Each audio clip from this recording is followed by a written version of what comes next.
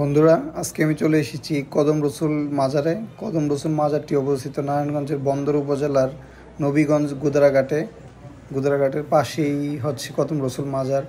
তো আসলে এখানে মাজারটার উৎপত্তি হয়েছে প্রায় 500 বছর আগে। তো এখানের যেই নামকরণ করা হয়েছে কদম রসুল, আমাদের প্রিয় নবী হযরত মুহাম্মদ সাল্লাল্লাহু আলাইহি সাল্লামের কদম মোবারকের ছাপ নাকি একটা পাথরে ছিল। তো ওই পাথরটা এখানে রেখে এখানে মাজার তৈরি করছে। আসলে জানি না কতটুকু সত্য। তো তারপর যে মাজার তৈরি করা হয়েছে, এখানে মাজার কেন্দ্রিক অনেক ব্যবসা যেটা হয় আর কি বাংলাদেশে, তার এই ধারাবাহিকতায় দেখেন এই পাশে আরও অনেকগুলো কবর। এগুলো হয়তো বা খাদেম বা যারা আছে ওই ফ্যামিলির যারা আছে তাদেরকে নিয়ে এই কবর বা মাজার ব্যবসা। আসলে এটা কি ব্যবসা না ইসলামের দিক থেকে এটা ভালো আসলে বুঝতেছি না। দেখেন এখানে মানুষ মোমবাতি জ্বালায় বা এই গাছের মধ্যে অনেক কিছু মানত করে এখানে রশি দিয়ে কি বাঁধতেছে। আসলে এটা করে কোনো ফজিলত আছে কিনা বা কোনো সুফল আছে কিনা জানি না। তবে এই যে মাজারটা এখানে করছে, কদম রসুল নামকরণ করা হয়েছে।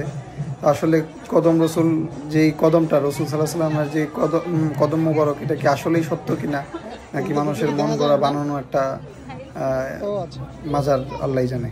আল্লাহ সবাইকে হেদায়েত দান করুক। আল্লাহ পাক সবাইকে ফিতনা থেকে হেফাজত করুক।